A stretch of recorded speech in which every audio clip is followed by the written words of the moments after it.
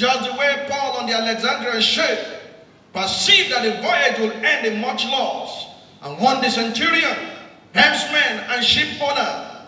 I warned the nation through a broadcast and press conference held at the Lateran Assembly on Sunday, July 22nd, 2012. I told the nation that I perceive that there will be no 2015 if we fail to fix 2014.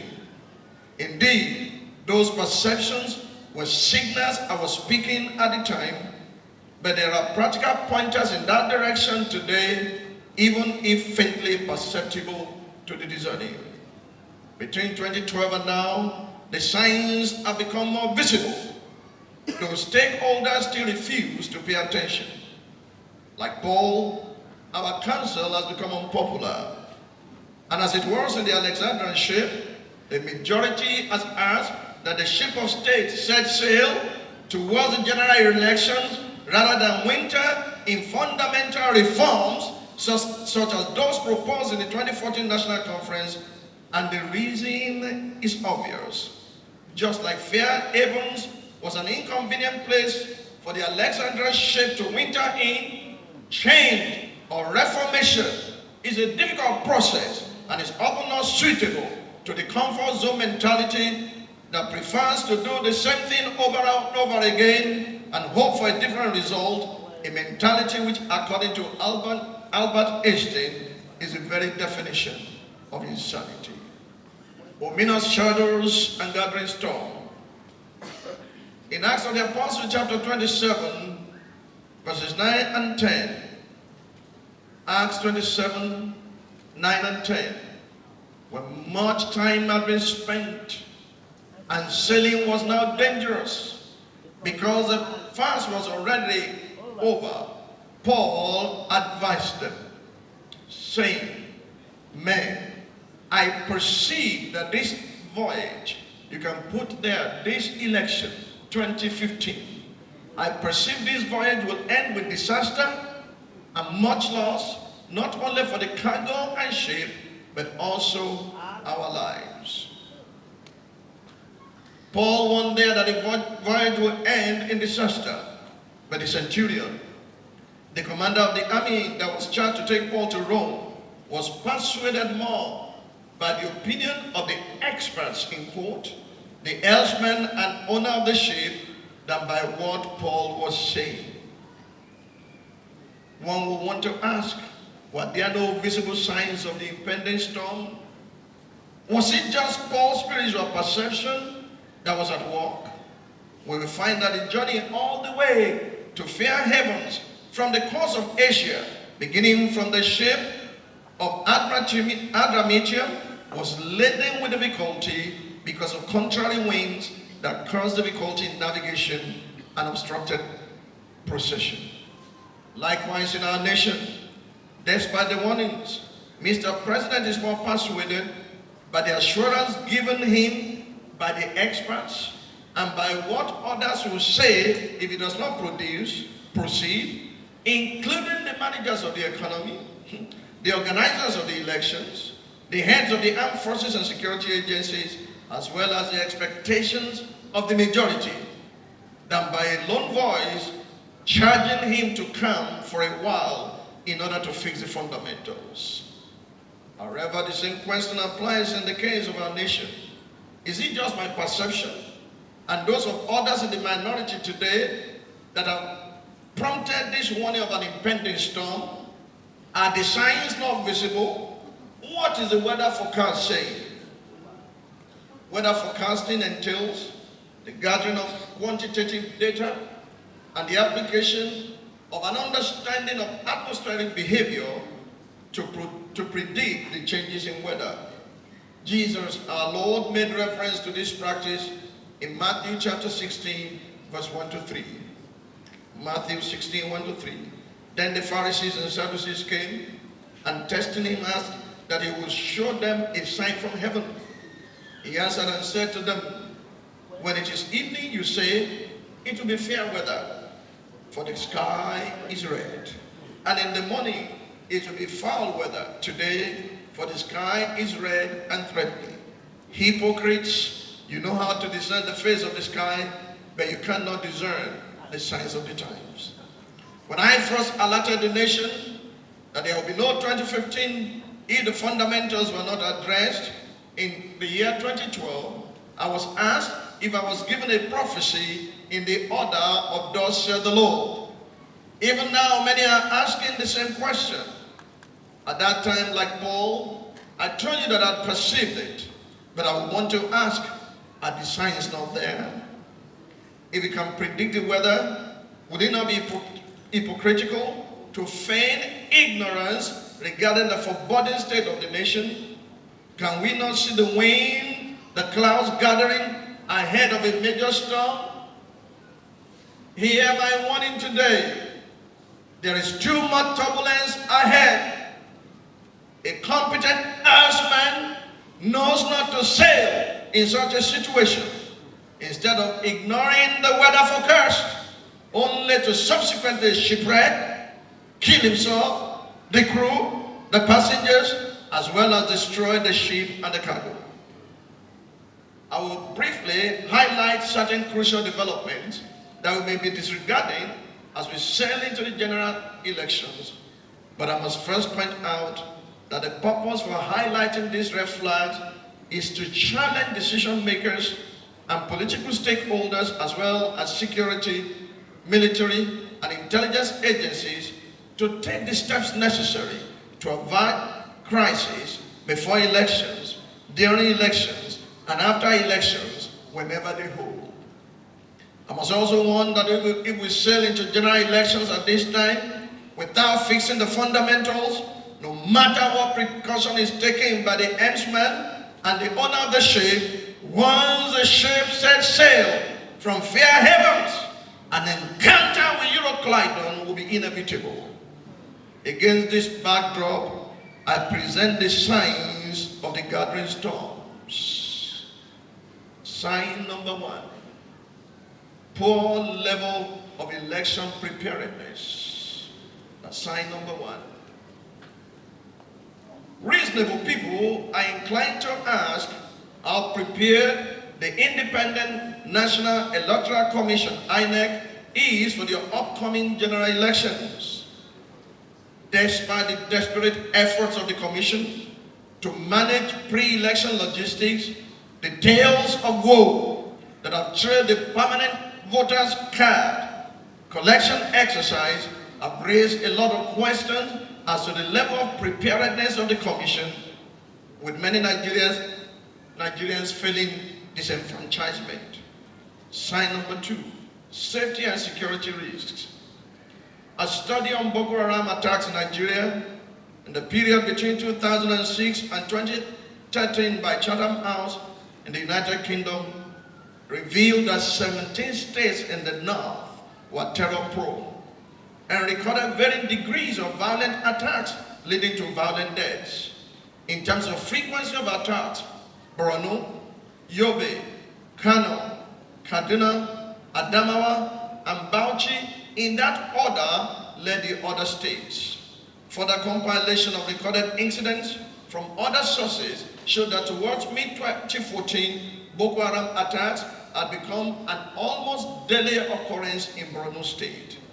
Terror attacks or threats of same were also reported in northern states that had been previously free of such, including Kogi, Nasarawa, as well as in southern states such as Lagos, Delta, and Imo. Given the new tactics being adopted by the Boko Haram sect, especially suicide bombing by teenage girls, who it appears the sect is increasingly targeting for abduction, the risk factor in massive political rallies and in polling units across the north of the country, and to a lesser extent in the south, is dangerously high. Let us not forget that in December 2014, a female suicide bomber arrested by vigilante forces in Borno State revealed that 50 other female suicide bombers had been let loose.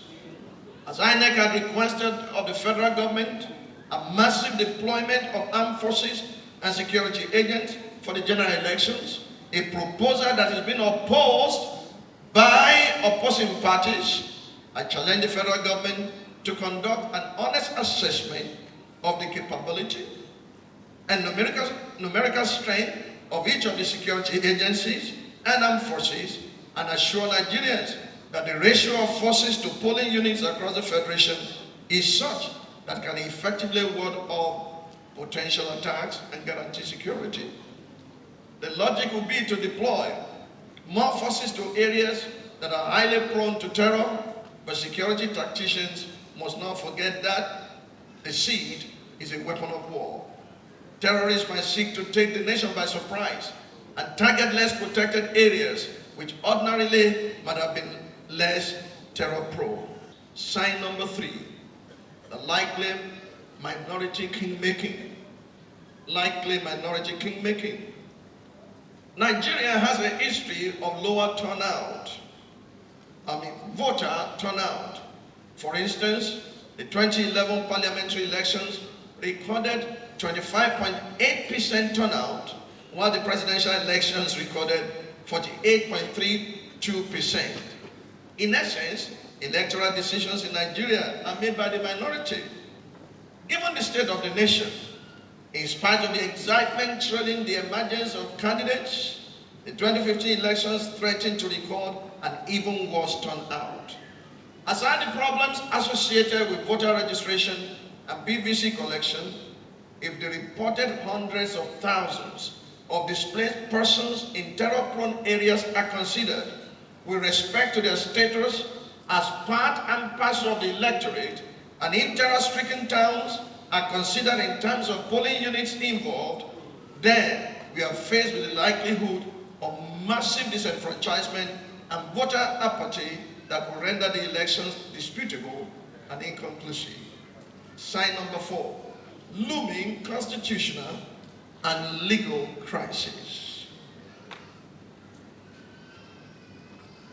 The constitutional provisions for election into the office of the president, as articulated in section 132 of the 1999 Constitution, provides a window for challenging the validity of any presidential election if election cannot be held in some parts of the country, as might be the case if the security situation is not addressed before the election. Section 132, subsection 4 provides, and I quote, "For the purpose of an election to the office of the president, the whole of the federation shall be regarded as one constituency." Section 47 of the Electoral Act 2010 provides that voting in any particular election under this act shall take place on the same day and time throughout the federation. By these provisions, it is clear that any presidential election that excludes certain parts of the nation will result in constitutional crisis and legal battles that may further heighten sectional tensions. Sign number 5, impending post-election tension. This necessitates a look at those pointers to possible post-election tension. First, like the gathering of the clouds, the utterances of vested interests from the northern and southern sections of the country as to how they will react if the election turns one way or the other is a pointer to an impending storm that the nation must not ignore. In recent times, direct threats in this regard have been coming from vested interests in the South-South with a history of militancy. This should give the nation a great cause for concern when considered against the massive oil theft in the region, as well as reports suggesting arms bill with ex-militants allegedly linked to a bought South African arms deal that was widely reported, and the purchase of 6 warships as reported in the Punch newspaper of December 13, 2014. Mind you, the Global Terrorism Index reported and identified 6 terror groups in Nigeria. Contrary to public perception, according to the report, even though Boko Haram is currently the deadliest terror group in the country and has laid claim to about 90% of the terror attacks in the period covered by the report, the largest terror group in Nigeria is the Movement for the Emancipation of the Niger Delta, with a membership strength of about 15,000, despite its having recorded much fewer attacks than Boko Haram. That is the report I read. Ladies and gentlemen, one does not need a soothsayer to know this is a red flag. Why not first address the root causes of these tensions that mount up every election year, root causes that elections themselves cannot resolve but aggravate? Sign number 6, looming economic collapse.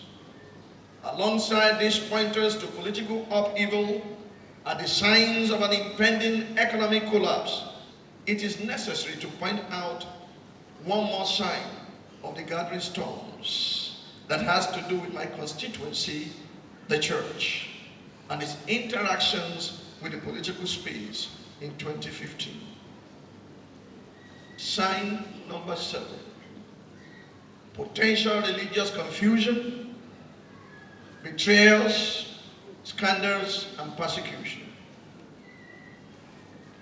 In 2011, when I was elected by General Buhari as running mate, there was a gang up against that ticket by a substantial section of the church, which preferred the candidate that was perceived as a Christian, Dr. Goodluck Jonathan. Not only was the church not convinced about General Buhari's non-fundamentalist stance, it also refused to give support to the running mate, who in perception is controversial and nonconformist. At that time, the mantra amongst many men of God was that a pastor had nothing to do with politics. Reports also have it that Christian clergy received financial inducement. One of them reported it to me. If I'm put on the spot, I will mention names. Reports also have it that Christian clergy received financial inducement from their preferred candidate, who is again contesting against the same General Buhari in 2015. To compound the matter, General Buhari's running mate is another pastor who should ordinarily have the support of his own church, a very influential denomination in and outside of the country, and whose head is highly respected in the Christian establishment. Therefore, ordinarily, for those to whom religion means a lot in the making of electoral decisions, the current running mate of the APC should be Tiwantiwa, that is, our own, and should be massively supported by the church. But it's not going to be that easy. What will be the implication of turning away from the incumbent, who was massively supported in 2011 by the church establishment? How about those to whom the president has done one favor or another, such as waivers, contracts, soft landings, protection of vested interests, licenses, in one form or another, or even outright monetary gifts, not necessarily bribery, but a harmless gift.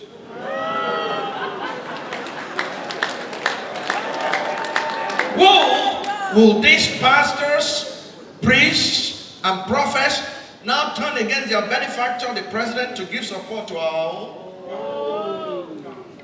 What will be the position of the Christian Association of Nigeria, CAN, and the Pentecostal Fellowship of Nigeria, organizations that have been massively behind the president and who are likely biased against APC, as PFN's 2015 round-the-clock circulated prayer bulletin reveals? Would there be reminders that this same incumbent has knelt before us at our conventions, where we laid hands on him and supposedly endorsed him? Or will we make a U-turn now that this is our own?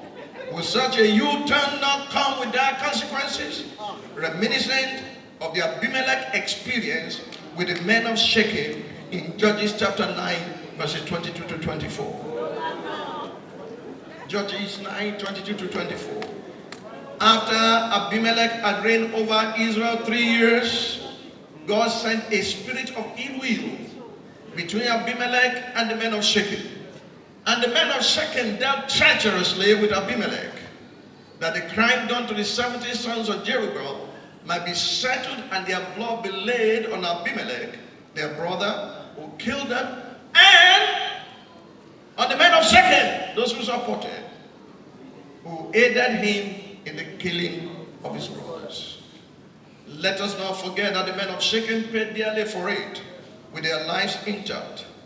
Do we see persecution looming for the church? A section of the church had started saying, from good luck to bad luck.